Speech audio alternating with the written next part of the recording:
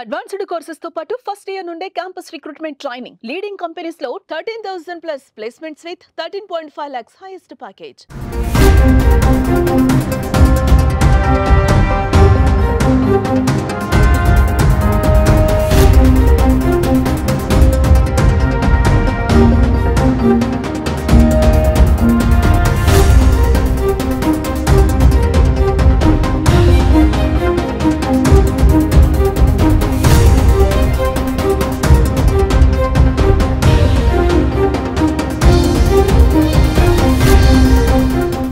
Big breaking చూస్తున్నా.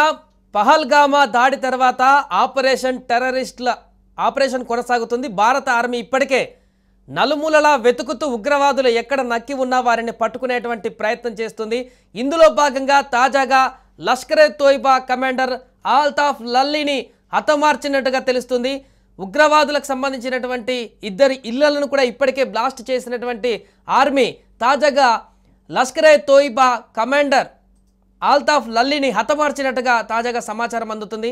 ఇతను కీలక పాత్ర వహించినట్టుగా తెలుస్తుంది పహల్గాం దాడికి సంబంధించి. అంతేకాకుండా మిగతా ఉగ్రవాదుల జాడ కోసం విస్తృతంగా తనిఖీలు కొనసాగుతున్నాయి. ఎక్కడ దాక్కున్నా కూడా వదిలిపెట్టేది లేదంటూ కూడా ఆర్మీ ఇప్పటికే విస్తృతంగా ఈ యొక్క దాడులను కొనసాగిస్తుంది. ప్రస్తుతం బందిపోరా జిల్లాలో ఈ లష్కర్-ఏ-తోయిబా కమాండర్ ఆల్తాఫ్ లల్లీని హతమార్చినట్టుగా తెలుస్తుంది. అంతేకాకుండా మిగతా ఉగ్రవాదులతో ఎదురు కాల్పులు కూడా ప్రస్తుతం ఆర్మీ అధికారులకు అదేవిధంగా సైన్యానికి ఉగ్రవాదులకు మధ్య కాల్పులు జరుగుతున్నట్టుగా తెలుస్తుంది. దీంతో ఒక్కసారిగా జమ్మూ కాశ్మీర్లో హీట్ వాతావరణం నెలకొంది. మరొక వైపు పాక్ ఇండియా సరిహద్దుల వెంబడి కూడా భారీగా సైన్యం మోహరించింది. ఎప్పుడు ఏ క్షణాన యుద్ధం మొదలవుతుందా అనేటువంటి వాతావరణం అక్కడ స్పష్టంగా కనిపిస్తుంది. ఆ లోపే ఇక్కడ జమ్మూ కాశ్మీర్లో ఉన్నటువంటి ఉగ్రమూకల ఆట కట్టించేందుకు సైన్యం అయితే బయలుదేరింది. ఎక్కడ ఏ మూలన దాక్కున్నా, ఏ అడవిలో దాక్కున్నా, ఏ పర్వతాలలో దాక్కున్నా కూడా పట్టి బయటికి లాగి మట్టిలో కలిపేస్తామంటూ నిన్న ప్రధాని మోదీ ఇచ్చినటువంటి స్టేట్మెంట్ ఆధారంగా ఇప్పుడు సైన్యం కూడా అంతే స్పీడ్లో కదులుతుంది. వరుసగా ఉగ్రవాదుల జాడలు ఎక్కడ ఉన్నా కనిపెట్టి వారిని హతమార్చే పనిలో సైన్యం బిజీగా ఉంది.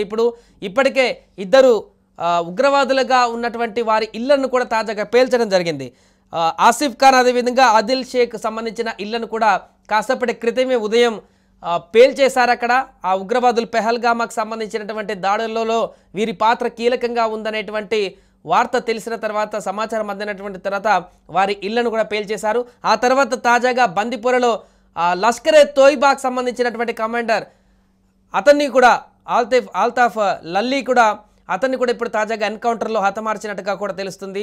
ఉగ్రవాదులు అదేవిధంగా పోలీసులకు మధ్య, ఆర్మీ జవాన్లకు మధ్య కాల్పులు అయితే ప్రస్తుతం అక్కడ కొనసాగుతుంది. దీంతో భీకర వాతావరణం నెలకొంది.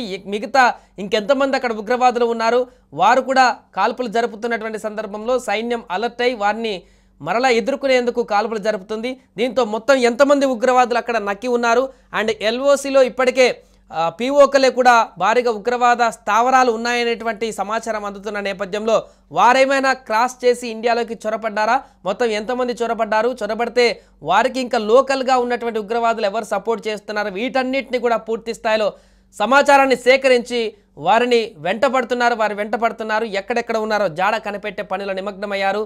ఒక రకంగా సింహవేట కొనసాగిస్తున్నారు. దాడి జరిగినప్పటి నుంచి ఆర్మీ అధికారులు సైన్యాన్ని అలర్ట్ చేసి మొత్తం అన్ని ప్రాంతాలలో, పరిసర ప్రాంతాలన్నిటి కూడా పెహల్గామా నుంచి మిగతా అన్ని ప్రాంతాలను కూడా జల్లెడ పడుతూ క్షుణ్ణంగా అబ్జర్వ్ చేస్తూ నక్కి ఉన్నటువంటి ఉగ్రవాదులను బయటికి తీసి హతమార్చే పనిలో పడ్డారు. తాజాగా లష్కర్-ఏ-తోయిబా కమాండర్ ఈ యొక్క దాడులలో, ఉగ్రవాదులపైన జరుపుతున్నటువంటి సైన్యం దాడుల్లో మరణించాడనేటువంటి విషయం బయటకు రావడంతో హర్షం వ్యక్తం చేస్తున్నారు.